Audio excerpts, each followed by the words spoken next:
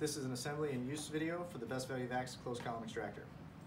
Our closed column extractor is comprised of a couple of components. We got our legs, we got our bottom valve and a barb, and we have our top cap with a flare. This is a 1.5 inch by 6 inch column. I decided to use a smaller system just so it fits in the video quite nicely. So the components you're going to get, you can get your legs, obviously. You got your bottom valve, 150 micron screen. What I'm going to do is you're going to connect that to your column. Just kind of close everything up a little bit.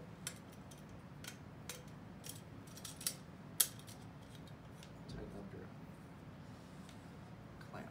All right. So that part, you're all set. Now, there is your mesh screen at the bottom, so you can put your material in at this time. Some people prefer a little bit of additional filtering, so they use something like an unbleached coffee filter. We sell our own filter paper that you can use. They look like discs like this. They're all ashless filter paper. You can simply take your paper, you can literally pack it down into the column, and then you can start packing your material on top of it. This rod here is our packing rod. It doesn't come with a kit. It's an a la carte item. It's kind of nice to have. It'll help you, pack your material columns nice and tight. Okay, so after you pack your material into it, you're all set to finish the assembly. Before I finish the assembly, I want to talk about one more thing. One of the other comments that I do get from customers is they want you're going to pull a vacuum from here in your next step. And they worry that they might pull material into their vacuum pump. Most likely that's not going to happen. This is going to evacuate in a few moments, really, like literally seconds. So the amount of airspace in here isn't going to be traveling a lot of air into your vacuum pump. However, if you are concerned about it, you can pack more filter paper on top of the material before you close it up, just to prevent anything from going in it. The system I put together here, as you can see, this cap is a little bit different from this cap that you see here. The other cap is very simple, just has a flat bottom.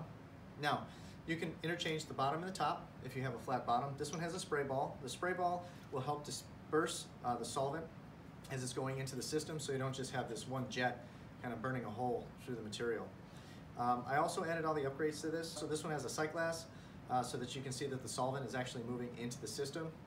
We also have a gauge here that is compound. It's pressure and vacuum, so you'll be able to use both on this system. So you can see what the pressure is when it's under pressure and also when you pull a vacuum on it. Okay, so assuming you've used your filter on the top or what have you, the next thing, we're going to put our top on here.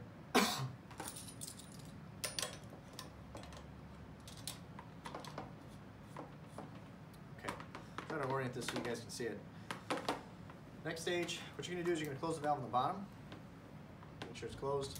One other thing to note too, all of these valves that come in the system, we test every single one of them, every interface. It's all tested with nitrogen to make sure that it's completely leak tight. Safe for use. So you pull the vacuum on the system. As I said, only took a moment. Close your valve, take your vacuum off.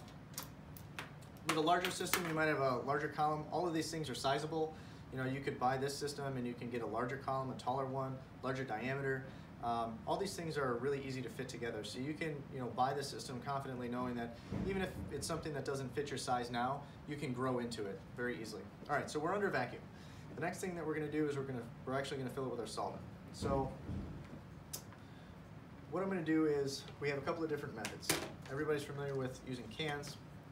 So we have our solvent, we have our solvent tip adapters that you guys are familiar with. What you're going to do is you're going to pick the most relevant adapter to fit inside this flare right here, okay? Before I do that though, I want to show you one more thing. So these things can be filled with tanks. We have a bunch of different solvent tanks that we sell on our site. We have our stainless steel hoses, which have a PTFE liner, which makes it safe. I would recommend not using vacuum line to do it. EDPM rubber does break down with different solvents and it can contaminate your material inside here. So you can hook this directly up to any of the tanks that we have. It comes with a fitting, so it's all turnkeyed for you. Alternatively, if you had cans that don't have tips and you didn't have any tip adapters, you could pick up one of these can tap tools. This will actually punch a hole in the side of the can. You can connect this right here to our can tap. Now we've modified these can taps because they have an internal check valve built into them, so that way you guys can use them. So if you do go out and get one, it may not work for you, but we do have them. They're very inexpensive. They're not the greatest tool to use because the rubber does get cold over time and tends to shrink. So if you get through like 3 or 4 or 5 cans, it starts to get really cold and you might not have a good seal on it. But it is an alternative that does exist, so we try to make that available. Okay, so assuming we're going to be using just our regular cans, put my tip back in here. And what you're going to do is you're going to insert your can and you're going to depress it. All right, so there's no leaks. Then what you're going to do is, I hope you guys can see this, you're going to open this and the solvent's going to start to run down the glass. So you'll be able to see that happen. The other thing is, stop right there. The other thing is you'll also see that your pressure starts to increase. One of the things to note about the closed column extractor is when you fill these things, you can fill them all the way up, but keep in mind that you can only put so much solvent into the actual column. The reason being is the pressure inside the can eventually will equal the same pressure inside the column, so you won't be able to put any more into it. The vacuum you pulled on it also helps you bring some of the solvent into the system, but I like to tell people usually you're going to get solvent filling up about 80% of the way.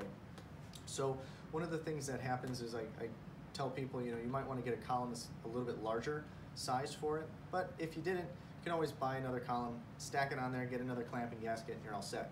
All the gaskets that we use in the system are completely compatible with the solvents, all the hydrocarbon solvents out there, so you don't have to worry about it.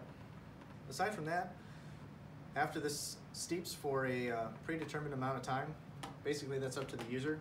You can let this steep for 7 minutes. I've heard people letting it steep for up to 40 minutes. You're going to have to play with it and determine, based on the material that's in here, what kind of output you want. But what's great about it is after it steeps, you can release this in a controlled fashion and you can get yourself a great extract.